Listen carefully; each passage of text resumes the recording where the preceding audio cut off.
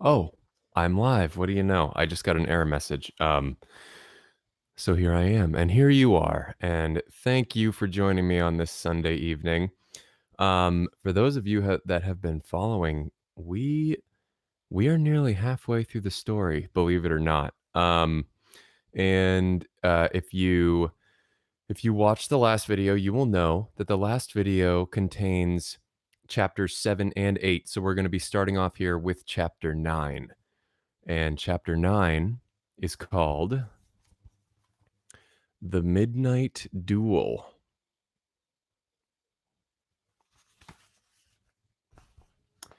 The Midnight Duel. I believe we're looking at a portrait of the fat lady, the one and only, right there. So,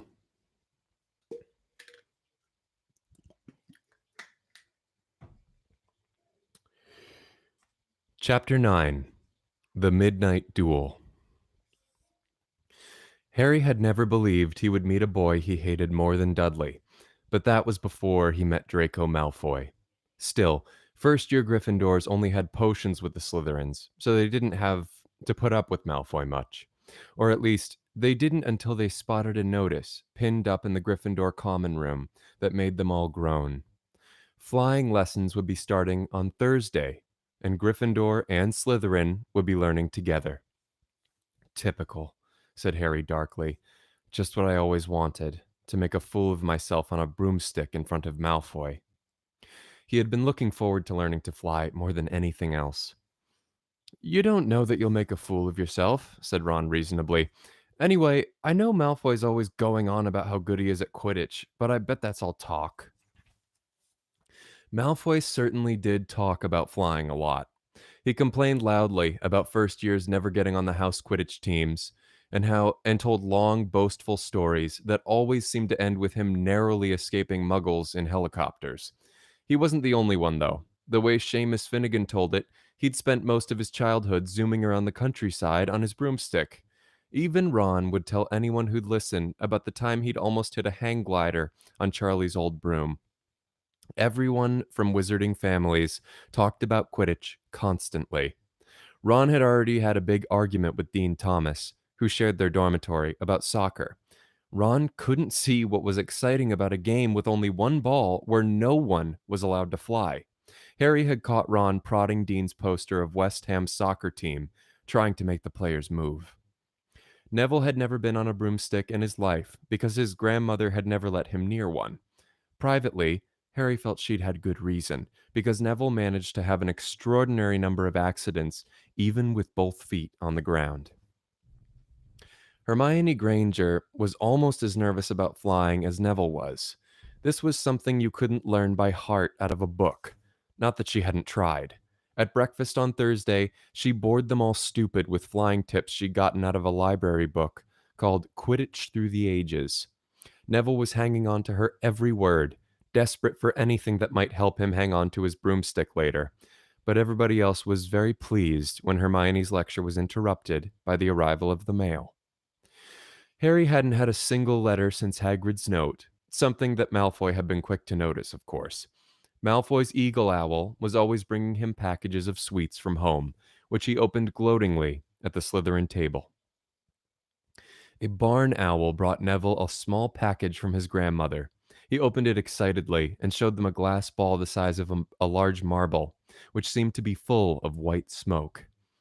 It's a remembrall, he explained. Gran knows I forget things. This tells you if there's something you've forgotten to do. Look, you hold it tight like this, and if it turns red. Oh. His face fell, because the remembrall had suddenly glowed scarlet. You've forgotten something. Neville was trying to remember what he'd forgotten when Draco Malfoy, who was passing the Gryffindor table, snatched the remembrall out of his hand.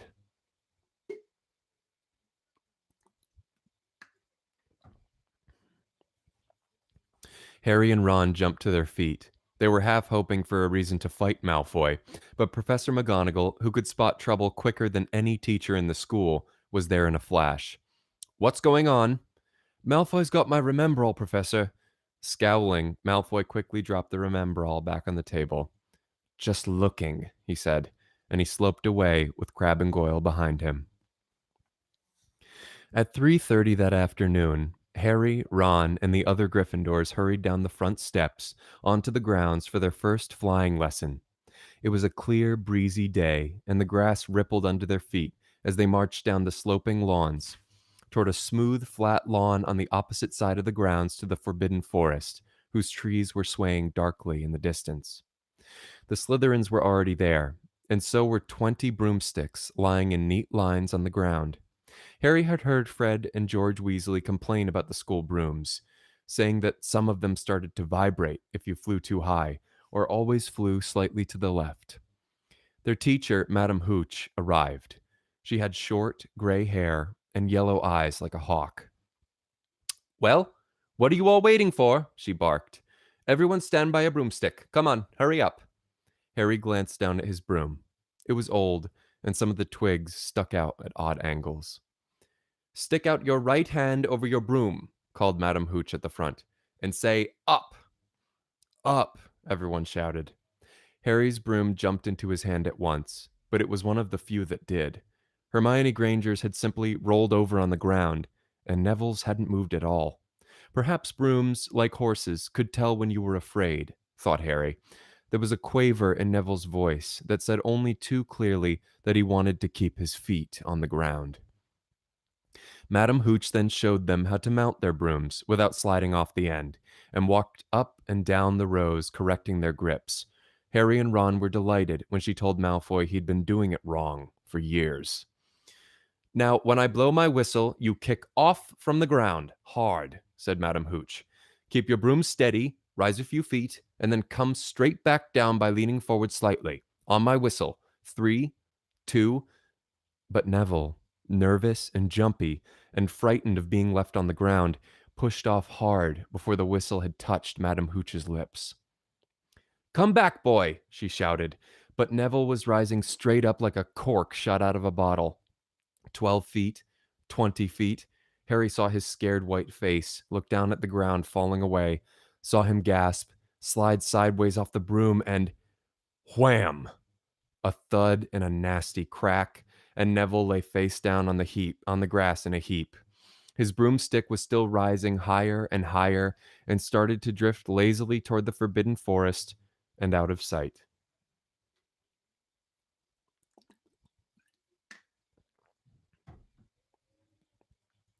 Madame Hooch was bending over Neville, her face as white as his. Broken wrist, Harry heard her mutter. Come on, boy. It's all right. Up you get. She turned to the rest of the class. None of you is to move while I take this boy to the hospital wing. You leave those brooms where they are, or you'll be out of Hogwarts before you can say Quidditch. Come on, dear. Neville, his face tear-streaked, clutching his wrist, hobbled off with Madame Hooch, who had her arm around him. No sooner were they out of earshot than Malfoy burst into laughter. Did you see his face, the great lump? The other Slytherins joined in. Shut up, Malfoy, snapped Parvati Patil. Oh, sticking up for Longbottom, said Pansy Parkinson, a hard-faced Slytherin girl. Never thought you'd like fat little crybabies, Parvati. Look, said Malfoy, darting forward and snatching something out of the grass. It's that stupid thing Longbottom's gran sent him. The Remembrall glittered in the sun as he held it up. Give it here, Malfoy, said Harry quietly. Everyone stopped talking to watch. Malfoy smiled nastily. I think I'll leave it somewhere for Longbottom to find. How about up a tree? Give it here, Harry yelled, but Malfoy had leapt onto his broomstick and taken off. He hadn't been lying. He could fly well. Hovering level with the topmost branches of an oak, he called, Come and get it, Potter. Harry grabbed his broom. No, shouted Hermione Granger. Madame Hooch told us not to move. You'll get us all in trouble. Harry ignored her. Blood was pounding in his ears. He mounted the broom and kicked hard against the ground, and up he soared. Air rushed through his hair, and his robes whipped out behind him. And in a rush of fierce joy, he realized he'd found something he could do without being taught. This was easy. This was wonderful. He pulled his broomstick up a little to take it even higher, and heard screams and gasps of girls back on the ground, and an admiring whoop from Ron. He turned his broomstick sharply to face Malfoy in midair. Malfoy looked stunned. Give it here, Harry called, or I'll knock you off that broom. Oh, yeah? Said Malfoy, trying to sneer, but looking worried. Harry knew, somehow, what to do. He leaned forward and grasped the broom tightly in both hands, and it shot toward Malfoy like a javelin. Malfoy only just got out of the way in time. Harry made a sharp about face and held the broom steady. A few people below were clapping. No Crab and Goyle up here to save your neck, Malfoy, Harry called. The same thought seemed to have struck Malfoy. Catch it if you can, then, he shouted, and he threw the glass ball high into the air and streaked back toward the ground. Harry saw, as though in slow motion, the ball rise up in the air and then start to fall. He leaned forward and pointed his broom handle down. Next second, he was gathering speed in a steep dive, racing the ball. Wind whistled in his ears, mingled with the screams of people watching. He stretched out his hand. A foot from the ground, he caught it, and just in time to pull his broom straight as he toppled gently onto the grass with the Remembrall clutched safely in his fist. Harry Potter! His heart sank faster than he'd just dived. Professor McGonagall was running toward them. He got to his feet, trembling. Never, in all my time at Hogwarts. Professor McGonagall was almost speechless with shock, and her glasses flashed furiously. How dare you! Might have broken your neck. It wasn't his fault, Professor. Be quiet, Miss Patil. But Malfoy, that's enough, Mr. Weasley. Potter, follow me. Now.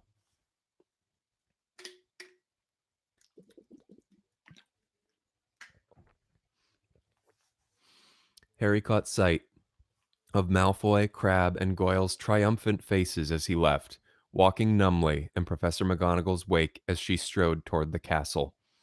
He was going to be expelled. He just knew it.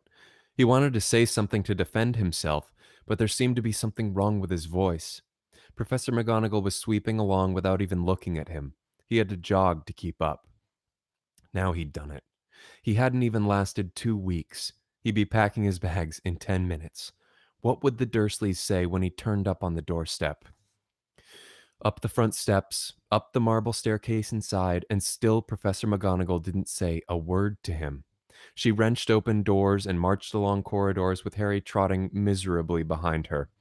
Maybe she was taking him to Dumbledore. He thought of Hagrid. Expelled, but allowed to stay on as gamekeeper. Perhaps he could be Hagrid's assistant.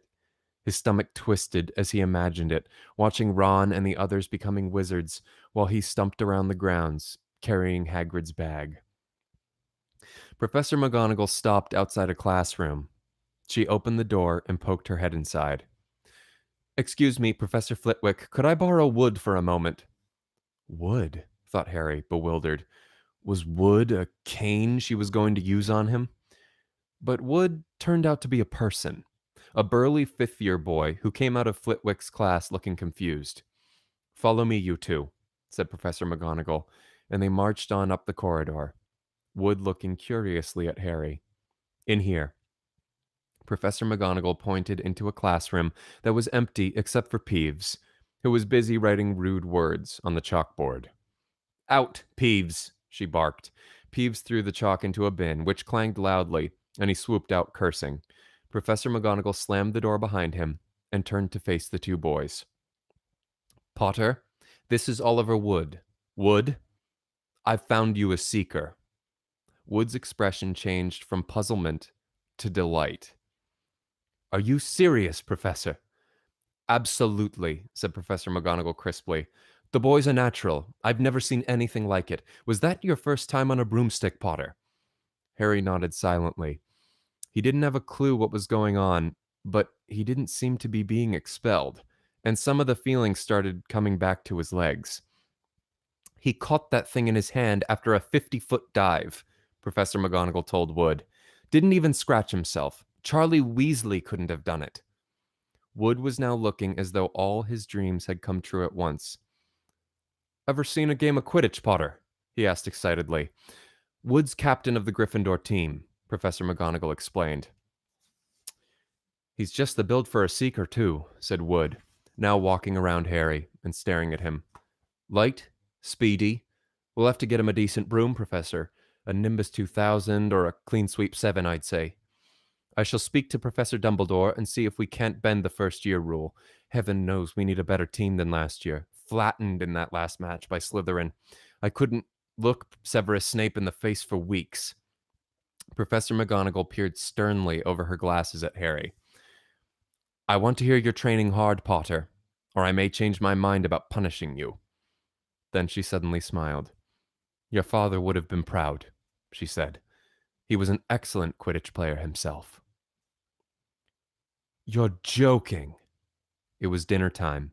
Harry had just finished telling Ron what had happened when he'd left the grounds with Professor McGonagall. Ron had a piece of steak and kidney pie halfway to his mouth, but he'd forgotten all about it. Seeker, he said. But first years never. You must be the youngest house player in about a century, said Harry, shoveling pie into his mouth. He felt particularly hungry after the excitement of the afternoon. Wood told me. Ron was so amazed, so impressed, he just sat and gaped at Harry. I start training next week, said Harry. Only don't tell anyone. Wood wants it to be a secret. Fred and George Weasley now came into the hall, spotted Harry, and hurried over. Well done, said George in a low voice. Wood told us. We're on the team too. Beaters. I tell you, we're going to win that Quidditch Cup for sure this year, said Fred. We haven't won since Charlie left, but this year's team is going to be brilliant. You must be good, Harry. Wood was almost skipping when he told us. Anyway, we've got to go. Lee Jordan reckons he's found a new secret passageway out of the school. But it's not that one behind the statue of Gregory the Smarmy that we found in our first week. See you. Fred and George had hardly disappeared when someone far less welcome turned up. Malfoy, flanked by Crabbe and Goyle. Having a last meal, Potter? When are you going to get on the train back to the Muggles? You're a lot braver now that you're back on the ground and you've got your little friends with you, said Harry coolly. There was, of course, nothing at all little about Crabbe and Goyle, but as the high table was full of teachers, neither of them could do more than crack their knuckles and scowl. I'll take you on any time on my own, said Malfoy. Tonight, if you want. Wizard's duel, wands only, no contact. What's the matter? Never heard of a wizard's duel before, I suppose? Malfoy looked. Oh, of course he has, said Ron, wheeling around. I'm his second. Who's yours? Malfoy looked at Crabbe and Goyle, sizing them up. Crabbe, he said. Midnight, all right? We'll meet you in the trophy room. That's always unlocked. When Malfoy had gone, Ron and Harry looked at each other. What is a wizard's duel? Said Harry. And what do you mean you're my second? Well, a second's there to take over if you die, said Ron casually, getting started at last on his cold pie. Catching the look on Harry's face, he quickly added, but people only die in proper duels, with real wizards. The most you and Malfoy will be able to do is send sparks at each other. Neither of you knows enough magic to do any real damage. I bet he expected you to refuse anyway. And what if I wave my wand and nothing happens? Throw it away and punch him in the nose? Ron suggested. Excuse me. They both looked up. It was Hermione Granger. Can a person eat in peace in this place? Said Ron. Hermione ignored him and spoke to Harry. I couldn't help overhearing what you and Malfoy were saying. Bet you could, Ron muttered. And you mustn't go wandering around the school at night. Think of the points you'll lose Gryffindor if you're caught. And you're bound to be. It's really very selfish of you. And it's really none of your business, said Harry. Goodbye, said Ron. All the same, it wasn't what you'd call the perfect end to the day, Harry thought, as he lay awake much later listening to Dean and Seamus falling asleep. Neville wasn't back from the hospital wing. Ron had spent all evening giving him advice, such as, if he tries to curse you, you'd better dodge it because I can't remember how to block them. There was a very good chance they were going to get caught by Filch or Mrs. Norris, and Harry felt he was pushing his luck, breaking another school rule today. On the other hand, Malfoy's sneering face kept looming up out of the darkness. This was his big chance to meet Malfoy face to face. He couldn't miss it. 11:30, Ron muttered at last. We'd better go.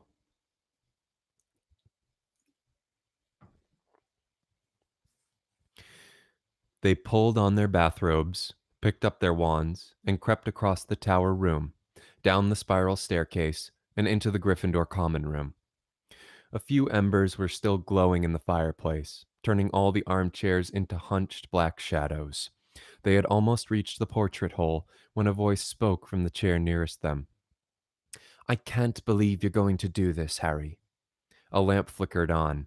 It was Hermione Granger, wearing a pink bathrobe and a frown. You, said Ron furiously, go back to bed. I almost told your brother, Hermione snapped. Percy, he's a prefect. He put a stop to this. Harry couldn't believe anyone could be so interfering. Come on, he said to Ron. He pushed open the portrait of the fat lady and climbed through the hole. Hermione wasn't going to give up that easily. She followed Ron through the portrait hole, hissing at them like an angry goose. Don't you care about Gryffindor? Do you only care about yourselves? I don't want Slytherin to win the House Cup, and you'll lose all the points I got from Professor McGonagall for knowing about switching spells. Go away. All right, but I warned you.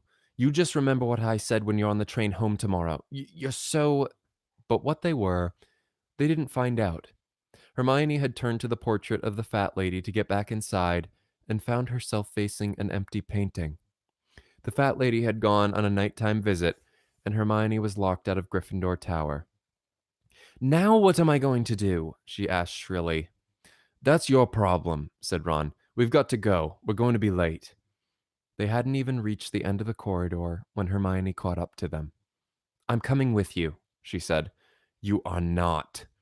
Do you think I'm going to stand out here and wait for Filch to catch me? If he finds all three of us, I'll tell him the truth, that I was trying to stop you, and you can back me up. You've got some nerve, said Ron loudly.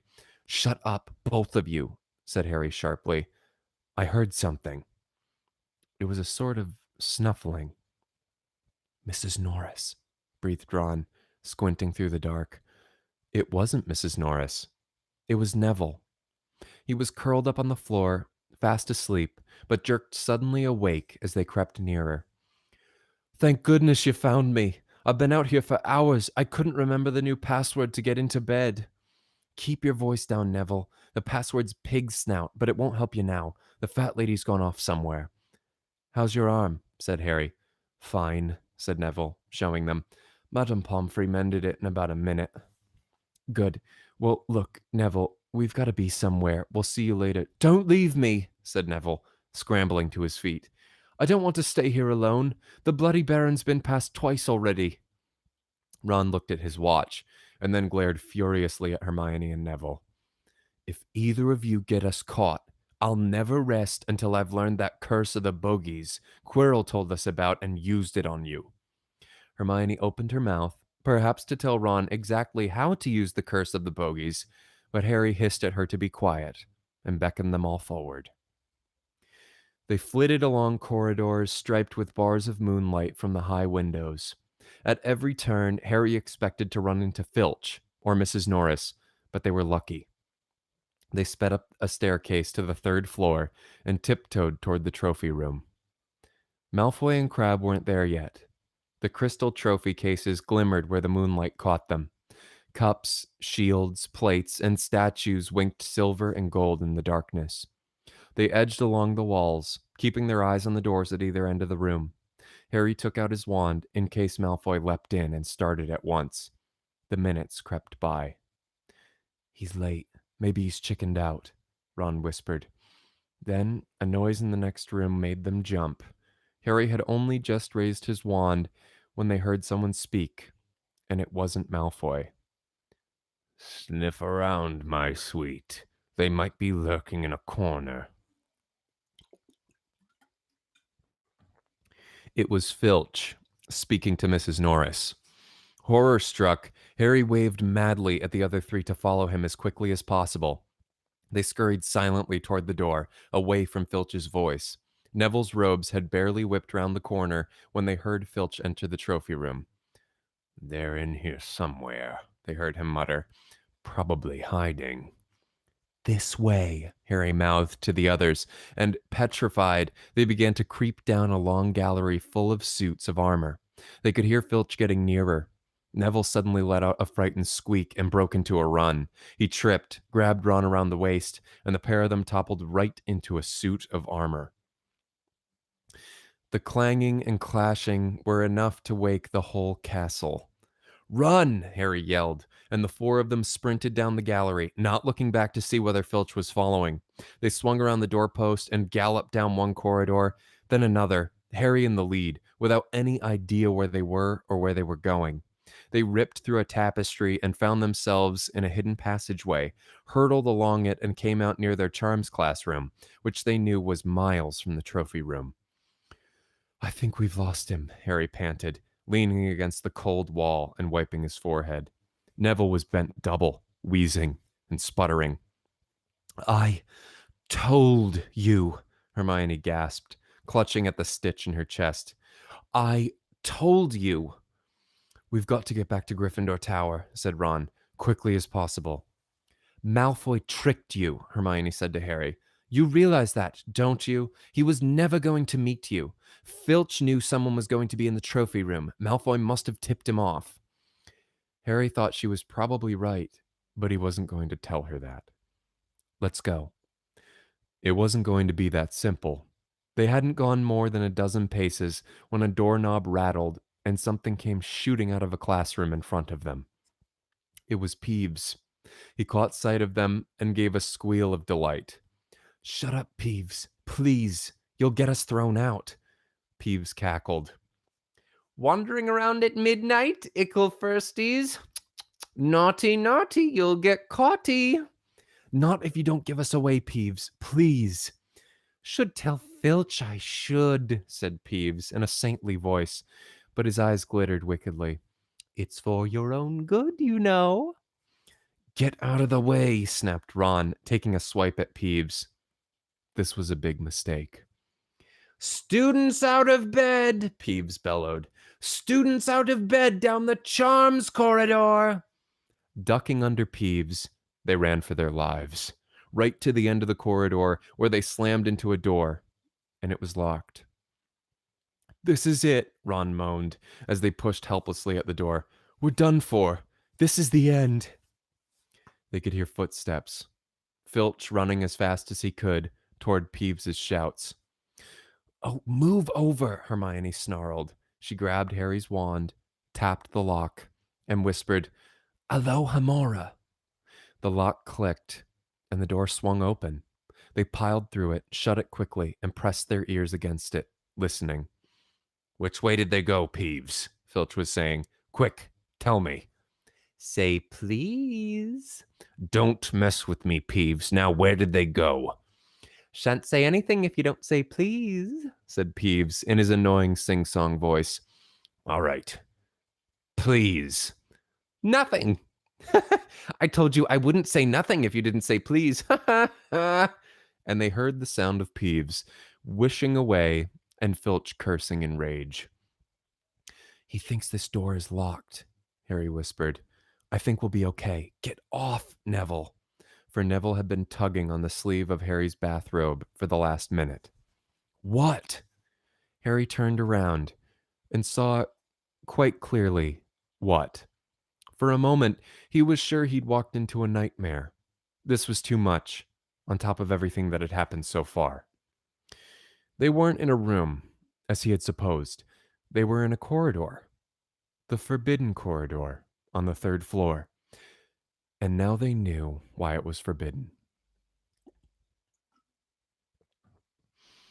They were looking straight into the eyes of a monstrous dog, a dog that filled the whole space between ceiling and floor. It had 3 heads, 3 pairs of rolling, mad eyes, 3 noses twitching and quivering in their direction, 3 drooling mouths, saliva hanging in slippery ropes from yellowish fangs. It was standing quite still all six eyes staring at them, and Harry knew that the only reason they weren't already dead was that their sudden appearance had taken it by surprise. But it was quickly getting over that. There was no mistaking what those thunderous growls meant. Harry groped for the doorknob. Between Filch and death, he'd take Filch. They fell backward. Harry slammed the door shut, and they ran. They almost flew back down the corridor. Filch must have hurried off to look for them somewhere else, because they didn't see him anywhere, but they hardly cared. All they wanted to do was put as much space as possible between them and that monster. They didn't stop running until they reached the portrait of the fat lady on the seventh floor. "Where on earth have you all been?" she asked, looking at their bathrobes hanging off their shoulders and their flushed, sweaty faces. "Never mind that. Pig snout, pig snout," panted Harry, and the portrait swung forward. They scrambled into the common room and collapsed, trembling, into armchairs. It was a while before any of them said anything. Neville, indeed, looked as if he'd never speak again. "What do they think they're doing? Keeping a thing like that locked up in a school," said Ron finally. "If any dog needs exercise, that one does." Hermione had got both her breath and her bad temper back again. "You don't use your eyes, any of you, do you?" she snapped. "Didn't you see what it was standing on?" "The floor?" Harry suggested. "I wasn't looking at its feet. I was too busy with its heads." "No, not the floor. It was standing on a trap door. It's obviously guarding something." She stood up, glaring at them. "I hope you're pleased with yourselves. We could all have been killed, or worse, expelled. Now, if you don't mind, I'm going to bed." Ron stared after her, his mouth open. "No, we don't mind," he said. "You'd think we dragged her along, wouldn't you?" But Hermione had given Harry something else to think about as he climbed back into bed. The dog was guarding something. What had Hagrid said? Gringotts was the safest place in the world for something you wanted to hide. Except perhaps Hogwarts. It looked as though Harry had found out where the grubby little package from Vault 713 was. Thank you for being here with me for Chapter 9. Tomorrow's a brand new week, looking to be much like last week. And again, I will be here tomorrow with Chapter 10. Until then, I hope you have a good Monday. I appreciate you being here with me. I love y'all. And until next time, good night.